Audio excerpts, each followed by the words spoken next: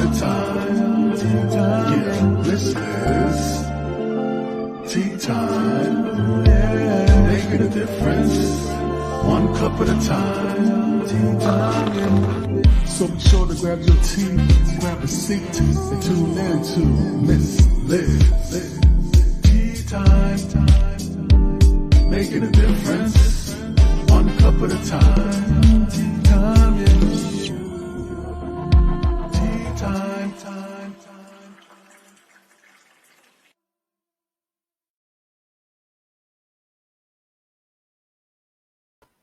Welcome. It is tea time. Miss Liz here back, and I have an afternoon tea to bring to you. And today we're going to be doing some history. That's right, we're going to do some shipwrecks, rescues, cars, crews. We got it all today. And I have the incredible guest, Larry Jorgensen, that is joining me to share on his incredible book. That's right, we have the book here too in the studio today. So I will be popping that up and down once in a while.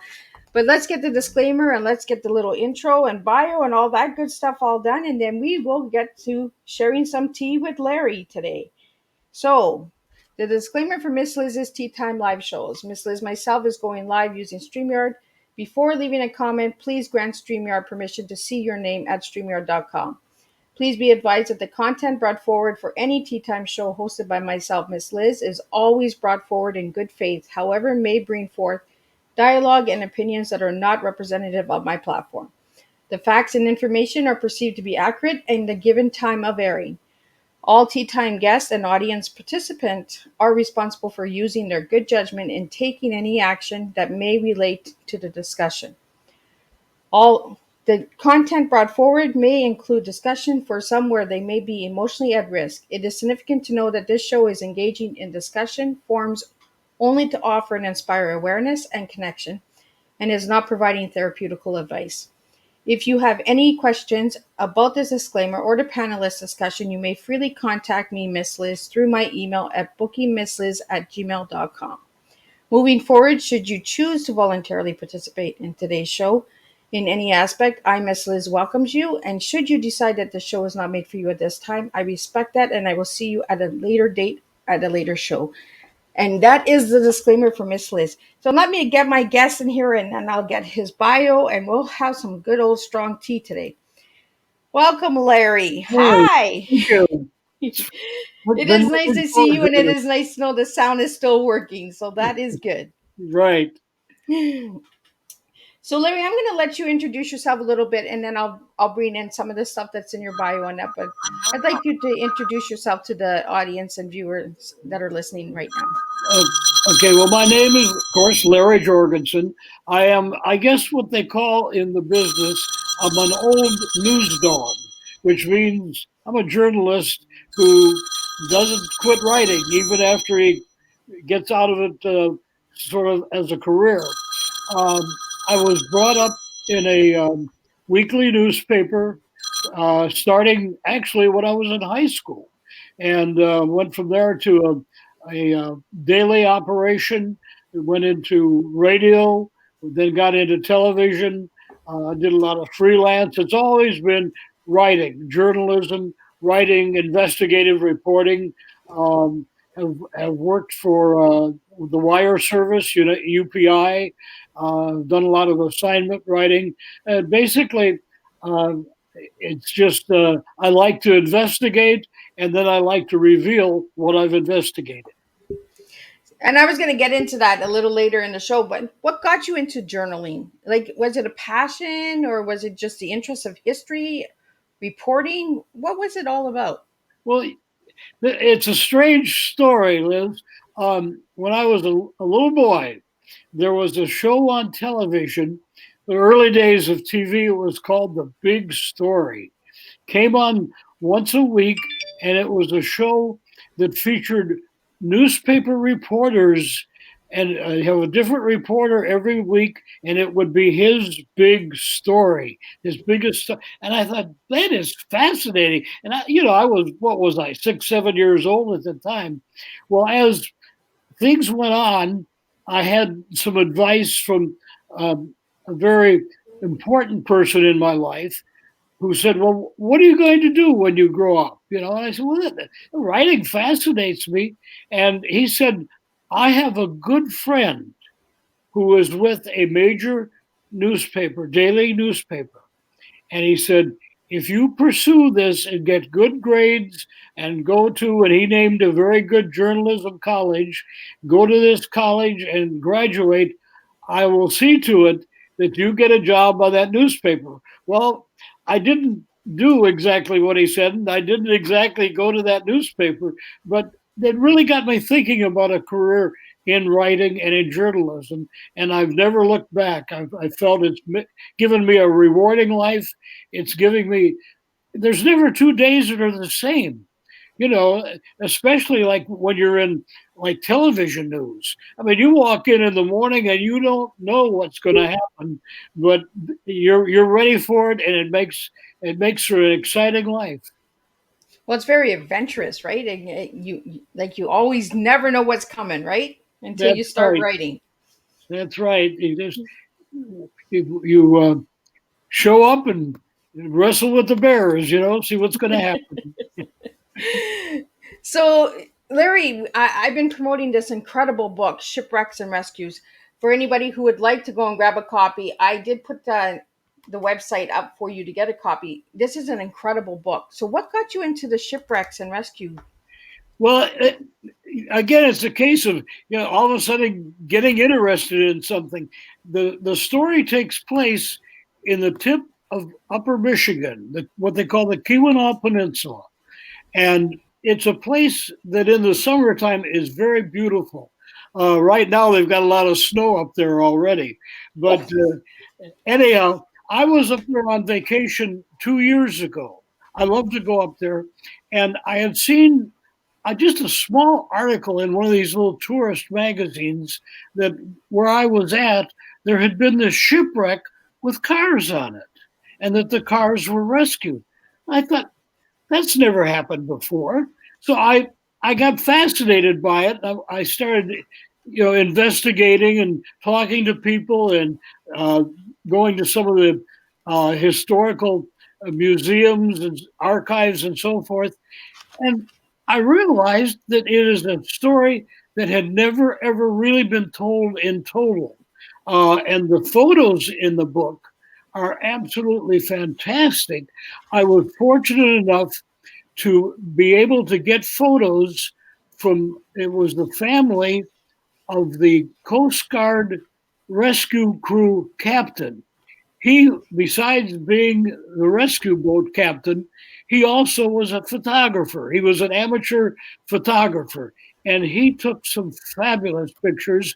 And because of his family handing them down to historical societies, we were able to utilize them. So there's a lot of that in there, and a lot of others that we found through other sources. But it was so strange to me that no one had ever put all the pieces together as to how the shipwrecked, how the crew was saved, and ultimately how the cars were saved.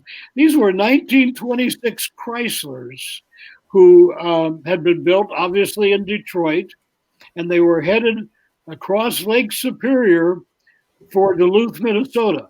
Well, obviously they didn't make it.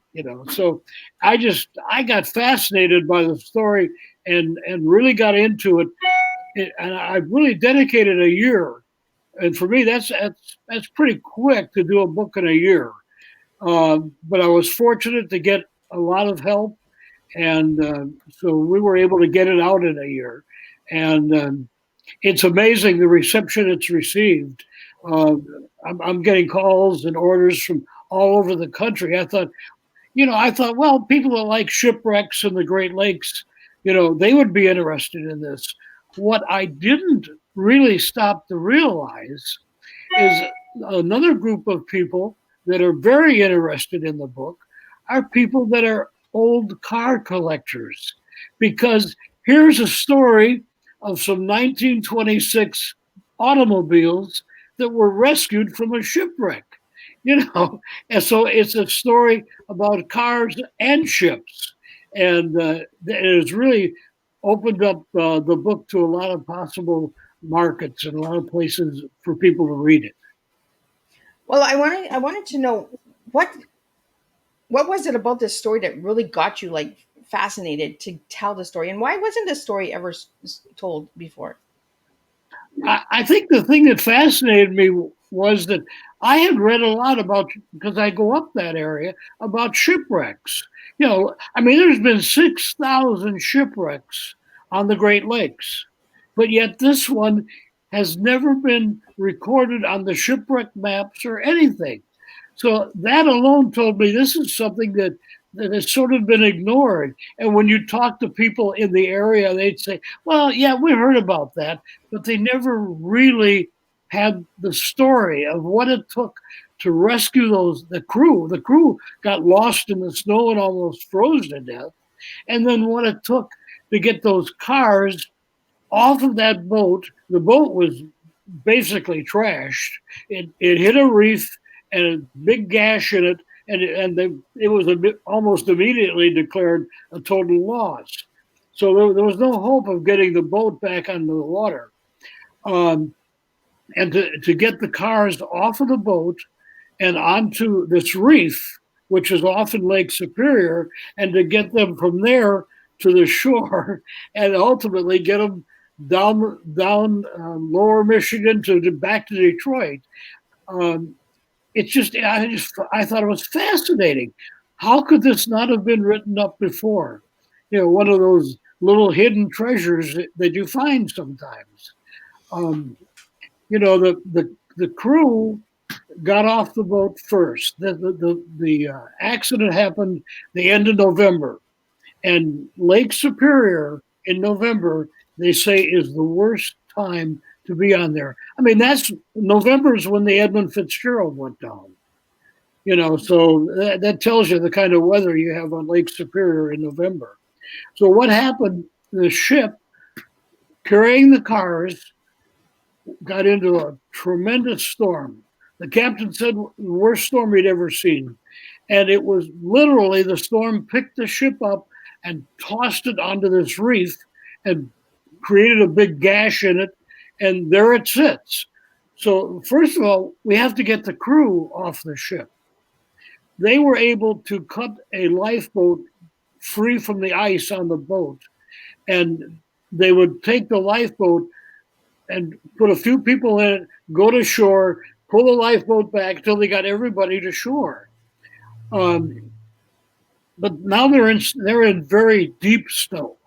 And to make matters worse, they thought the only way they could survive if they could find their way to this little town called Copper Harbor.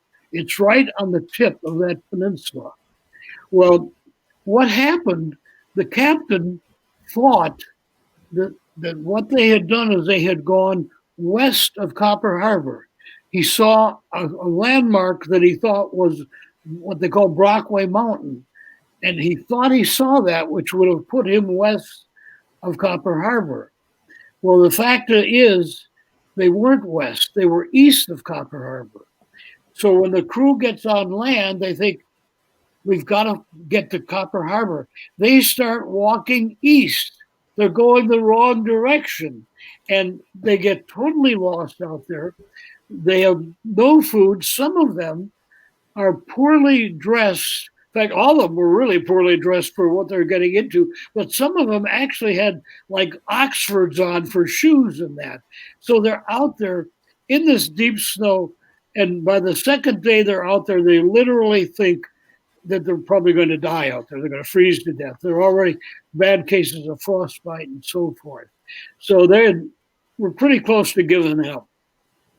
It was only because the Coast Guard had been called out, the rescue ship had been called out for another boat that had gone ashore and needed to get their crew rescued. They were not in any kind of danger like this crew was, but they needed to be brought to shelter.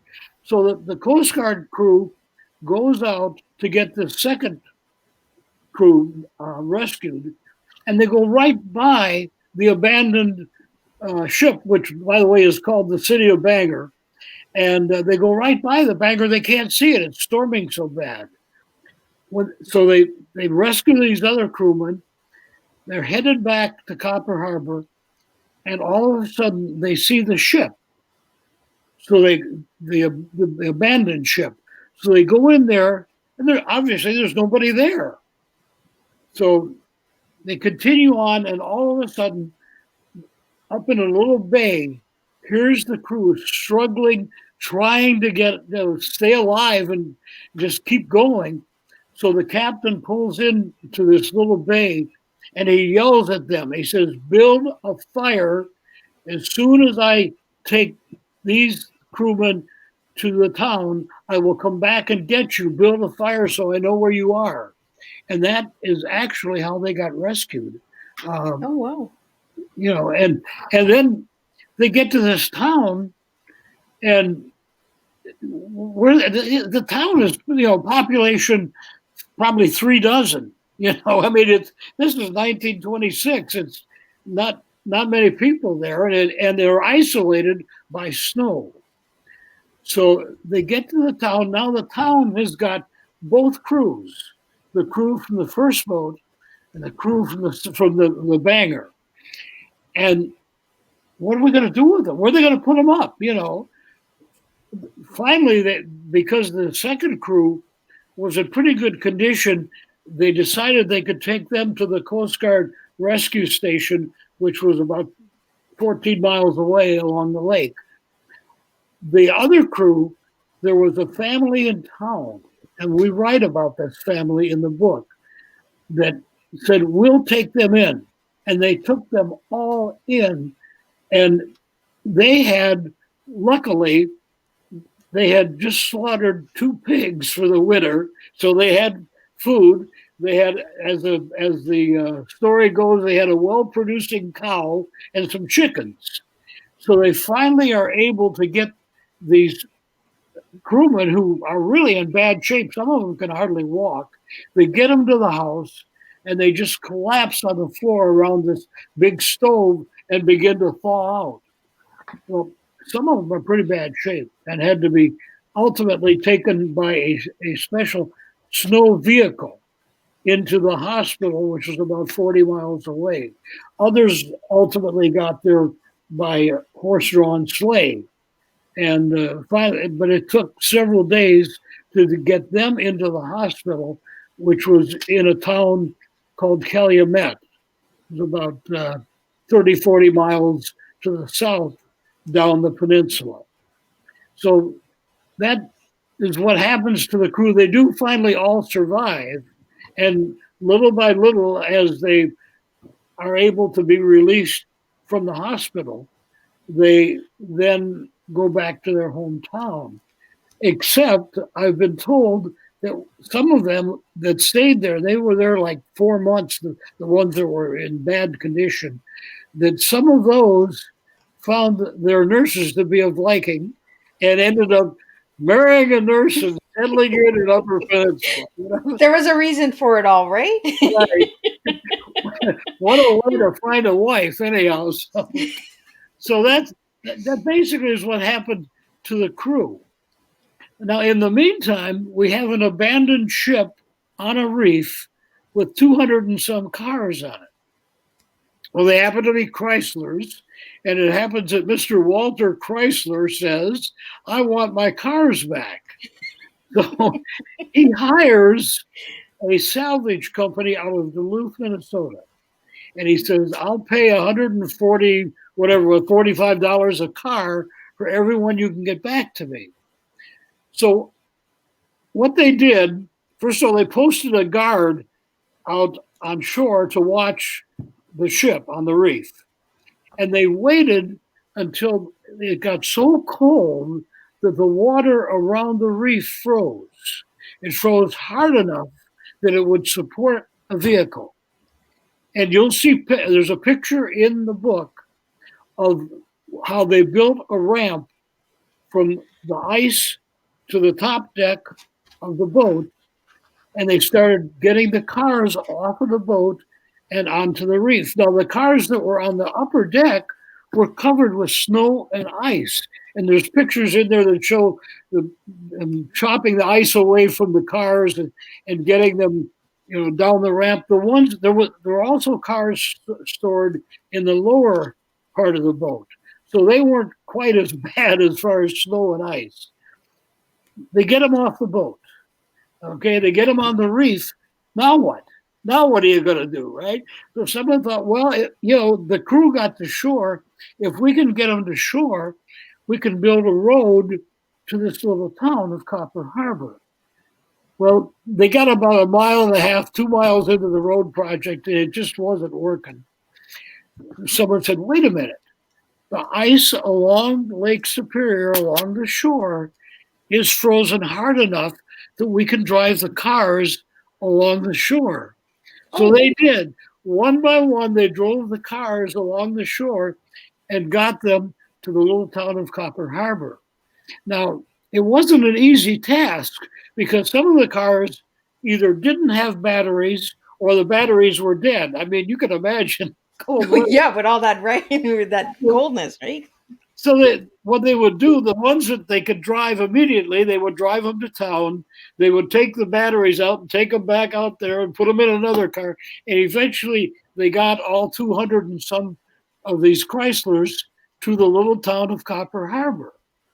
Well, now what are you going to do with them, right? You got 200 and some cars, population 36. Obviously, you're not going to sell them in Copper Harbor. So the deal was that if you could get the cars to the same town where the hospital was, to Calumet, they could then get them on a train and have them taken back to Detroit by train. Sounds like a plan. Problem is, it's 40 miles and the road doesn't get plowed in the wintertime. The snow is, in some places, the snow is 10 feet deep the way it's blown in there. So that area of the peninsula, there are 2 counties that make up the peninsula. And it took the road crews from the 2 counties working 3 weeks to clear that road open. They actually had to bring in a special snowblower from Minnesota because theirs wouldn't even handle it as it got closer to Copper Harbor. But they finally, after 3 weeks, get the road open, what road there was, and it wasn't much. In the meantime, they've been hauling fuel by sleigh, a tank on a sleigh, up to Copper Harbor so the cars have got fuel to get back down the road. So what happens? They finally get the road open. Now, here's the deal. They come to you and they say, tell you what, we'll pay you $5 to drive that car from Copper Harbor to Calumet. And a lot of high school boys that day volunteered for the job, make a fast $5. Well, if you think about it, here you are, you're driving this brand new Chrysler, and at the end of the trip, you're going to get $5. Well, you've got a brand new Chrysler. Some of them didn't quite make it down the road. Not many, but we know for sure a few of them didn't quite make it down the road. And we did, in fact, find one that was owned by a family, handed down through the family for 60-some years. Wow. And that car has over 200,000 miles on it. And you can see it today. It's in a lighthouse museum in Eagle Harbor, Michigan, right on the shore of Lake Superior.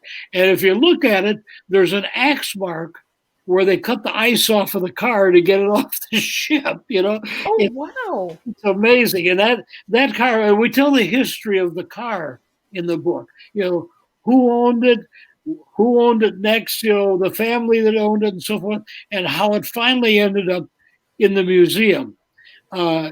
It's quite a treasure to see. So you've got that situation, but we still got so much more to the story because now we have the abandoned and ship without cars still sitting on a reef. It sat there for 18 years. people would go out to the shore, they'd look at it, they'd take pictures, and even when it was wintertime and there was snow and ice, they could actually walk out to it. And there were pictures of people by this what's left of the ship during the wintertime. Well, it sits there for 18 years. What happens? World War II. And what do we need? We need steel, right? So they get another salvage crew and they go out there and they figure out how to cut the ship up into pieces and to get it off, get it into land so it can be used in the war effort to create products out of steel. Wow. The interesting thing is that there was a second boat that also crashed about 3-4 years later that wasn't too far from the Banger. So when they cut up the Banger, they also cut up this other. So they had two boats that they could salvage for the war. So basically, that was the first salvage, but it wasn't the last one. There are two lumberjacks who are working in the woods cutting down trees, and they realized that the salvage crew didn't get everything. There's still a lot underwater, and they thought, we can make a lot more money if we can salvage what's left of that boat than we can cutting down trees. Yeah. So they concocted, and we have a picture in the book of this vehicle. It's like a big old truck with big wheels on it and a big winch on the back. And what they did is they went out there and they were able to drag pieces of the ship that was left out of the water and take those in and sell them. So they were sort of the midnight salvage crew, unofficial. So the ship has a fascinating story to it. The people that rescued the crew, they went on in that area, in the county. He actually ran for sheriff a few years later, and they moved to what was the county seat, and he became sheriff. And of course, his wife went with him, and she sort of became the undersheriff, And it's interesting that they would have a case where she'd take care of the jail. That was her job. And if they'd have a case where somebody had committed a crime or some sort of a misdemeanor or whatever, if he was given his choice of pay the fine or go to jail, he usually would go to jail because Ida was a heck of a cook and they knew it. They would get a good meal. You wanted a good meal. But in the book, I was able to in putting the book together, I was able to interview the great granddaughter of that couple. Oh, and awesome. She came up to the Upper Peninsula one time to meet with me, and we'd been talking back and forth, and she said, "I want to come meet with you." She brought some of the pictures that are in the book, but more importantly, she had dug through some boxes. You know how you leave boxes in the attic. She had found one of her grandmother's boxes, and in it was a Christmas card that had been addressed to the family from the first mate of that ship. And I've reproduced it in the book. It is a card thanking that family for saving the lives of all of those crewmen. And it almost brings you to tears when you read the card. I mean, how much they appreciated the fact that family was there. That family fed them 20-some crew members for how many days, not knowing whether or not their food supply would be replenished before spring. They were just, they just did what they had to do. They took care of these crewmen, and to meet with the granddaughter was just amazing. It was her dad was just a youngster at the time, and he was one of the ones that brought the crew through the snow after they landed at the little town of Copper Harbor. He guided them through the snow over to their house. And he was just a youngster. And afterwards, he said he couldn't understand why these crewmen kept falling down. Well, they were so badly hurt, frostbitten. It was all they could do to walk, it was like a quarter mile to the house, So it was, and the story about the ship, and the people involved in opening the roads, and the people involved in saving the crew, and the people involved in getting the cars down there. I mean, you often hear the saying, it takes a village. Well, in this particular case, it took an entire peninsula to actually create what became my book. Amazing people, just absolutely amazing. It's tough enough to live up there in the wintertime, but to have to wrestle with all that too, it's really tough. And again, it's 1926. Right? And back then, the history of the connection and community, the barter and trade, everybody helped each other. And I think that's what I really enjoyed about reading the book. And the book is well written. Like Larry, it is an easy read. The pictures are amazing. It actually takes you back in history, right? Because you look at the pictures and you say, wow, amazing what the community did, what people did for each other without even thinking, we just come all together and we support each other. And like you said, 200 cars plus were saved. Like, that's amazing, back in 1926. And then the ships were used for the war. So the story just connected. And then the love stories, and then the marriages, and all of the connections, right? It's really incredible. And I think that's what I really wanted to have you on Tea Time for, is to get that story out there and to get the history out there of the connection and community that we had back then, and how we can bring it back today, and the importance of knowing the history. Like you mentioned, there's 6,000 shipwrecks.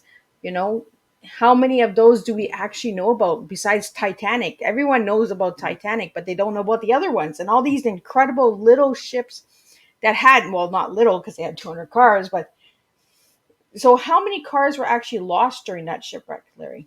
Well, when the ship got into the storm, the cars on top, on the deck, there was one, the way they secured them, there was a long chain, and they would then attach another chain from the car to this long chain to secure them to the top of the deck.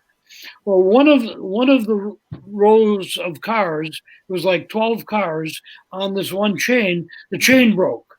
So there are 12 or 13 of those cars on the bottom of Lake Superior. Oh, wow.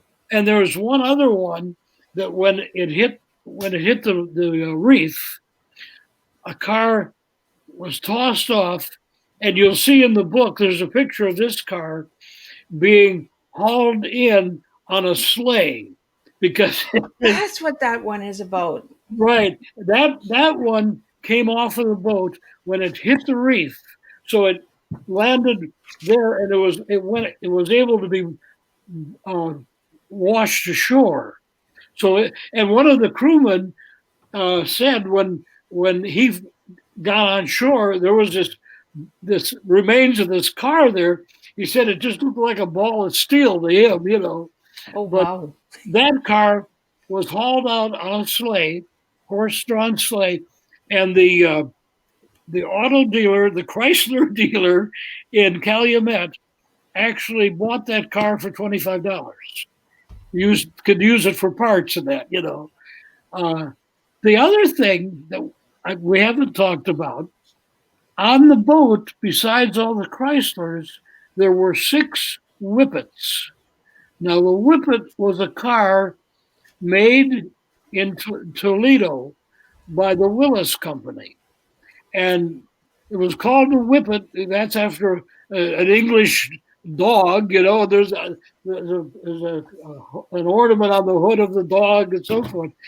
But somehow those cars had gotten from Toledo to Detroit to be loaded on the ship. And they apparently had buyers waiting in Duluth as well. Well, when it came time for rescue, Walter Chrysler was not about to rescue 6 whippets, right? Those So he wanted them gone.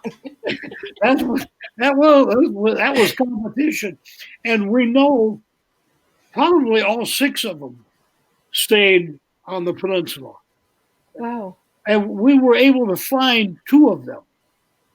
One there's a picture of in the book, and it's in a shed that's falling down. We tracked the history to it, and it was um, ultimately sold. Another one we were able to find. There's a lady up there who was very active in the historical society, and she bought one. She bought a whippet at an estate auction, decades ago, but she remembered that and she told us about it, showed a picture of a whippet, and she had bought it. Now, that's 2 of the 6. Probably the other 4 ended up in a junkyard someplace, who knows? But they didn't go back to Detroit.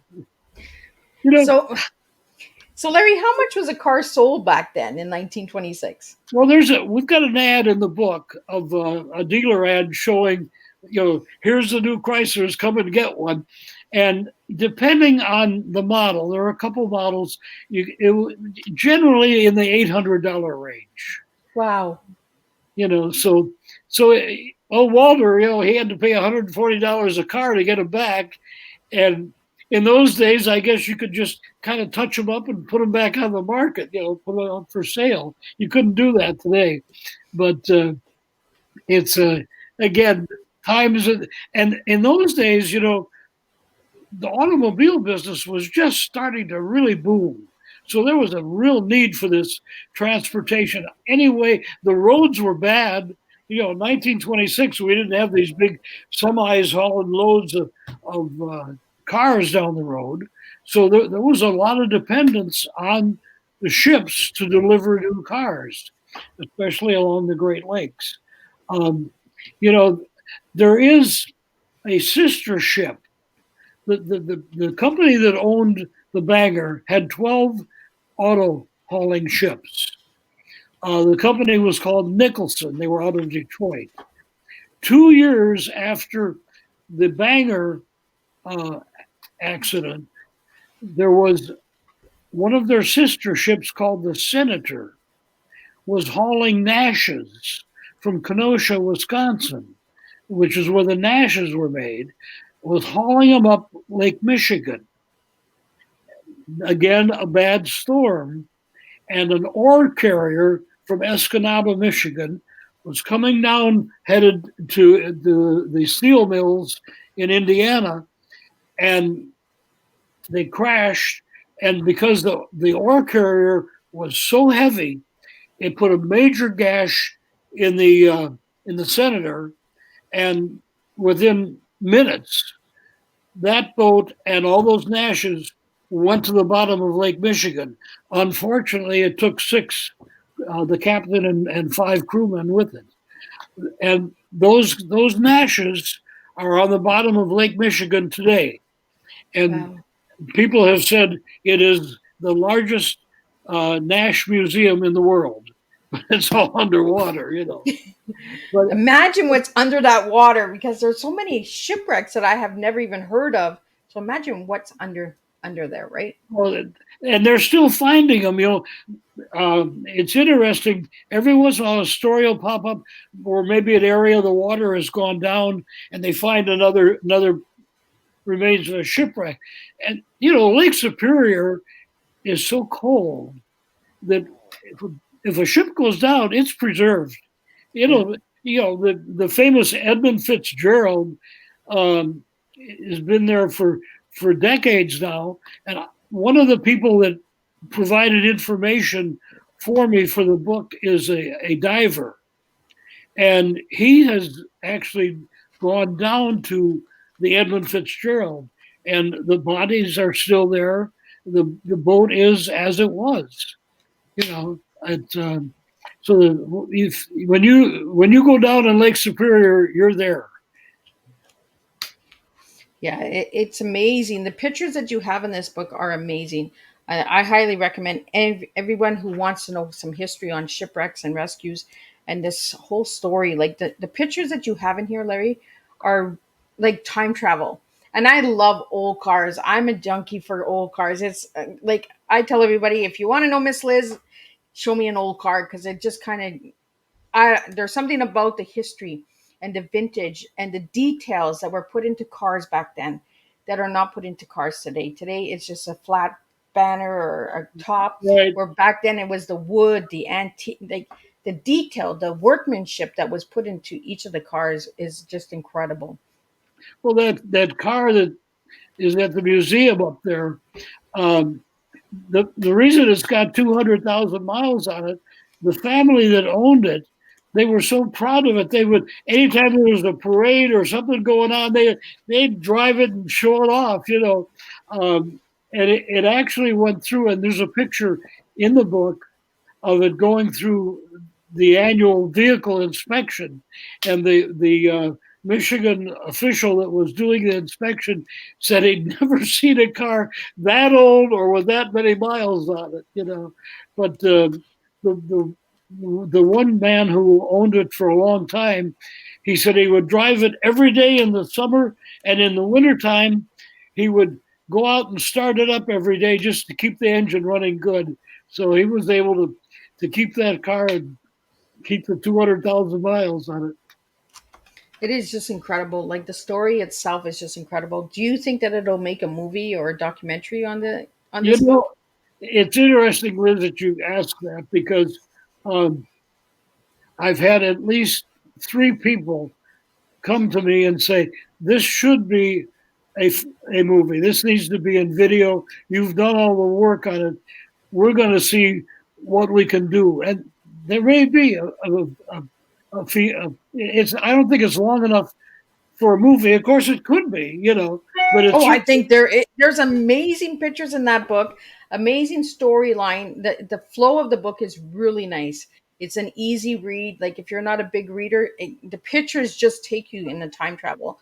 Like amazing. I've read it a couple times and I'm just like, oh, that's so cool. And I'll look at deeper in the picture, and I just love the history and the story and the messages that came along with the story as well, like the marriages and the connections, the family, the communities, the young boys coming up and saying, "I'll drive the car," for $5. You don't hear that story anymore. Now, if somebody would say, there wouldn't be 200 cars even getting to Chrysler. I don't think. I think they'd all be gone.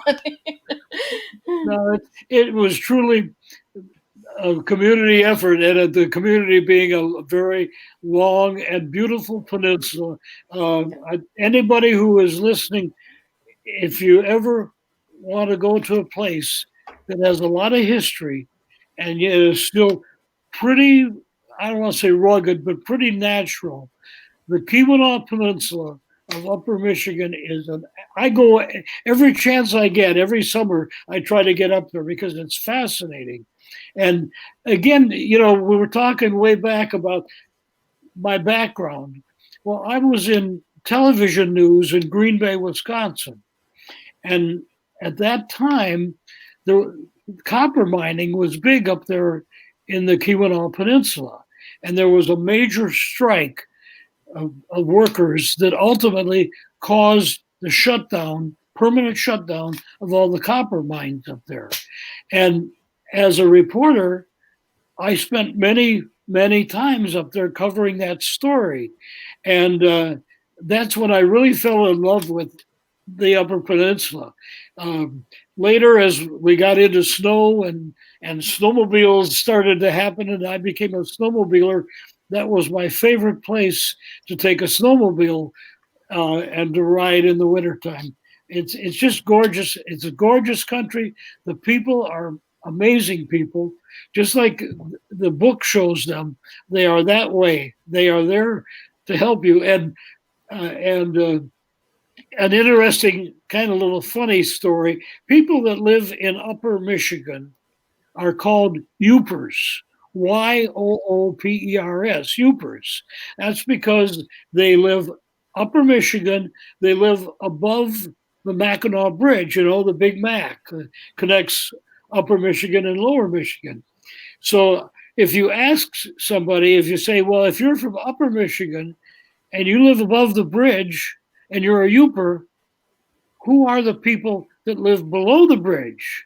And they say they're trolls. Oh, The trolls that live below the bridge. Going back to an old fairy tale, you know. Michigan is a really beautiful state. I have stepdaughters that are in Michigan, in Gaylord, Michigan. So I've been to Michigan a couple times, and it's really a beautiful state. But I've never been to that part of Michigan. So I think I need to make a trip up there and check Yeah, this out. I would recommend don't go in the wintertime. You know, they've already had, of course, you've probably got snow where you are too, but they had this week like 16 inches of snow. Well, Wow. that's unusual even up there this early in the year. And I blame it on Heikki Lunta. Heikki Lunta, you know who he is? He's No. he is the Finnish god of snow.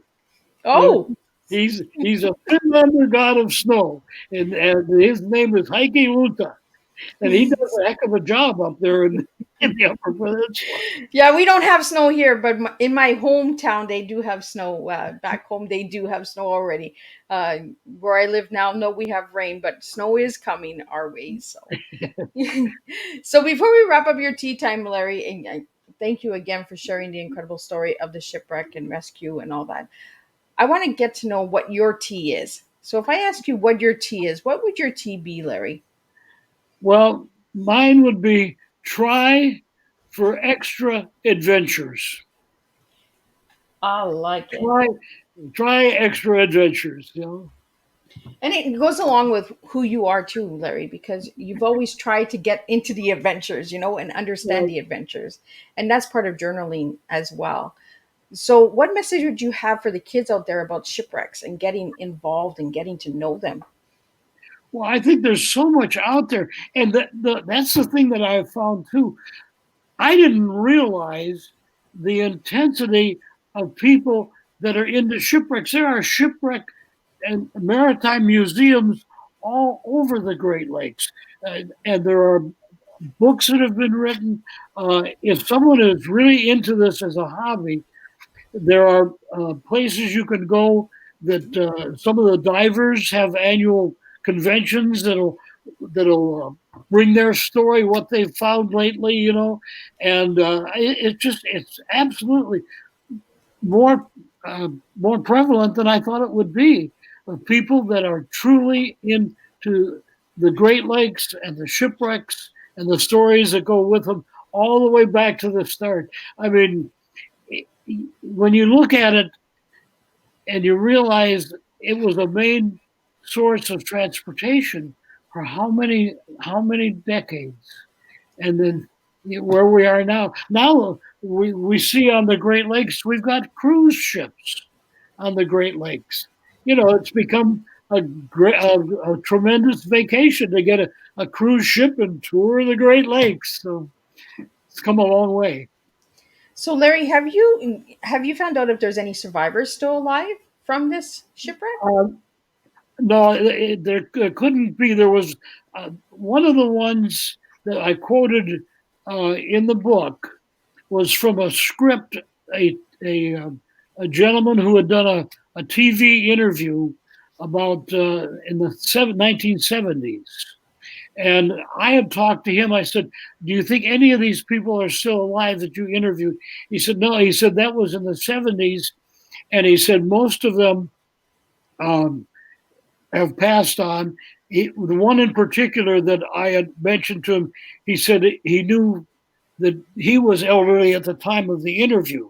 So, but what we have been able to find, just like on the Coast Guard captain, we've been able to find his daughter and grandchildren. So a lot of them have stories. I would love to find somebody who had a relative that drove one of the cars. I found a Oh, couple. that would be cool, right? Yeah. And the other thing, as long as we're talking about what am I looking for, the one picture that is missing from all the pictures in that book, there is no photo of those cars being placed on the train in Calumet. And Oh, the local newspaper covered the story twice. And they said what a tremendous rescue it was, and how there were people sent up from Detroit who knew how to do this. And you think somebody would have gone over and taken a picture.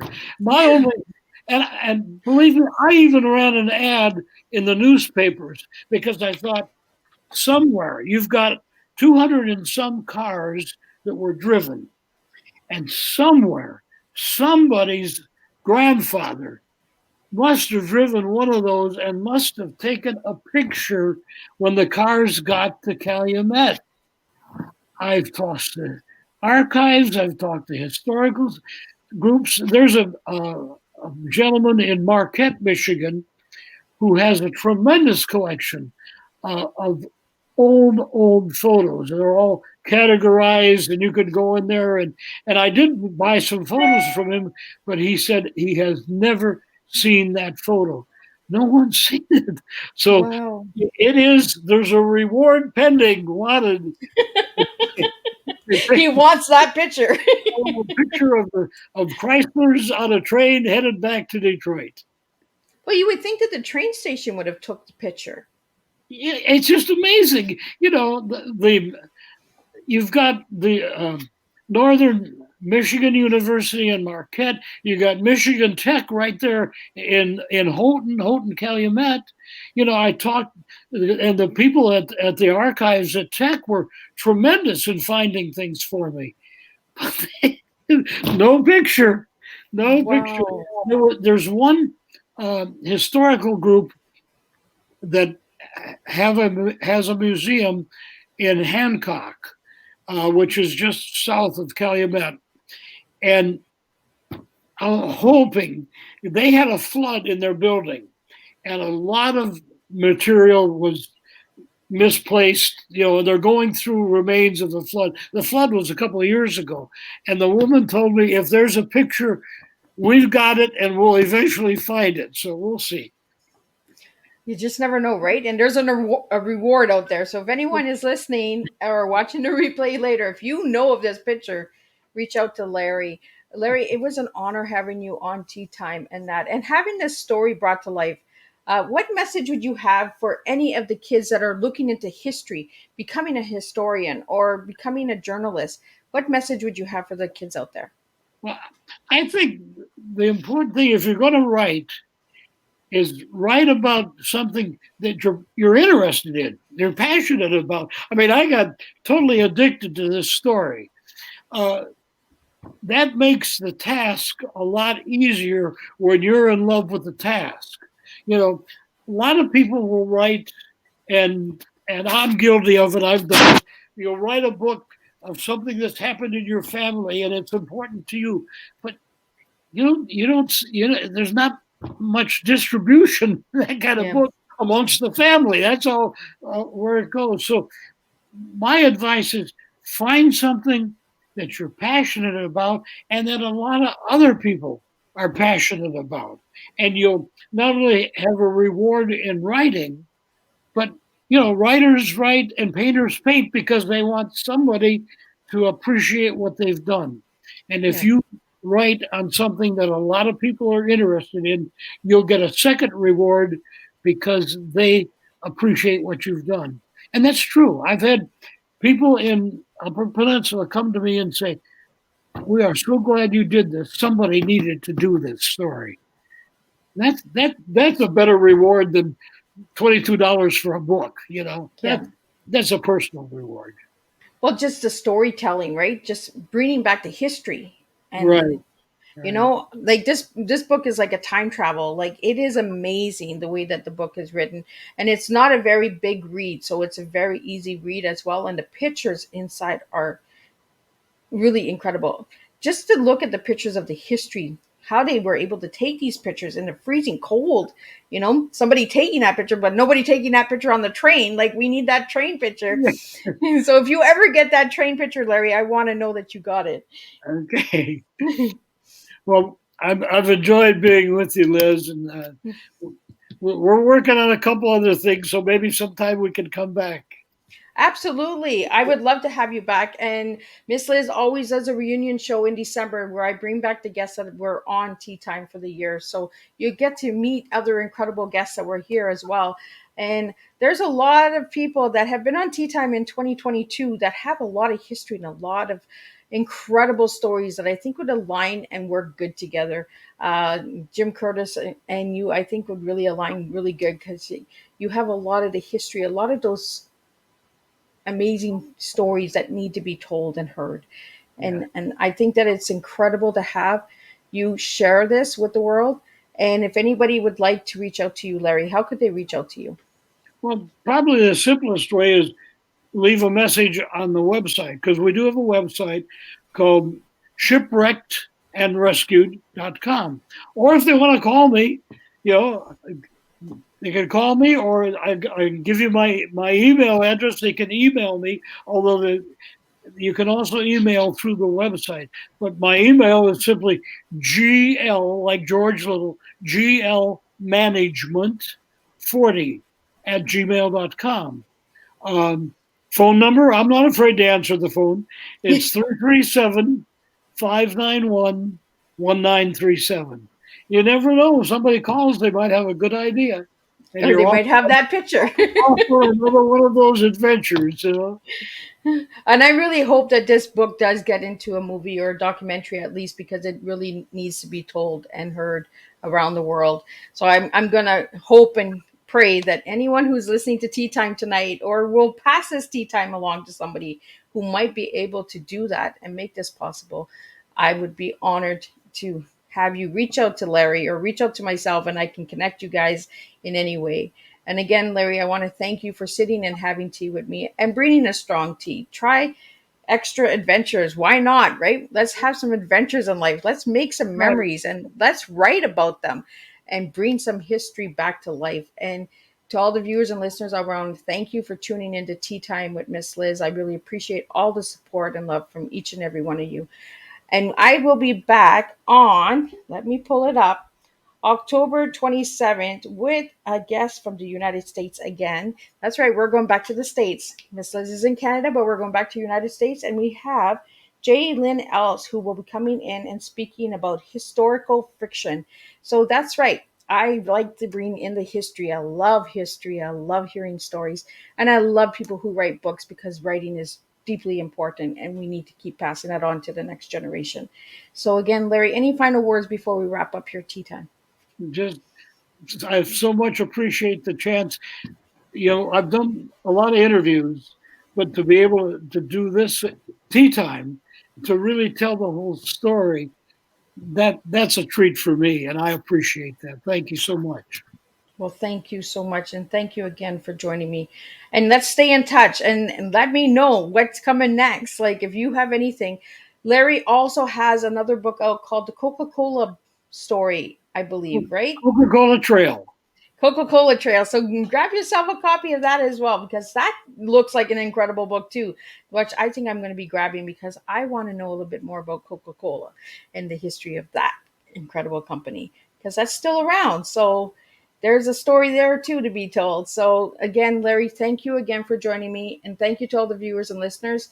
And if you have an idea or a topic that you would like to see on Tea Time with Miss Liz, please just message me at my email at bookingmissliz@gmail.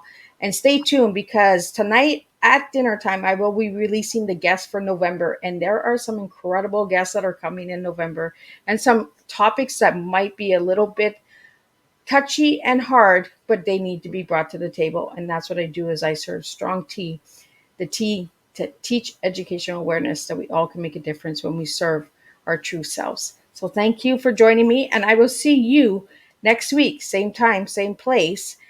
Not the same time at 7 p.m. We have an evening tea. So I will see you then. And again, thank you, Larry, for joining me. Please don't leave. I'm just going to close up the show and I will talk to you in the back of the studio.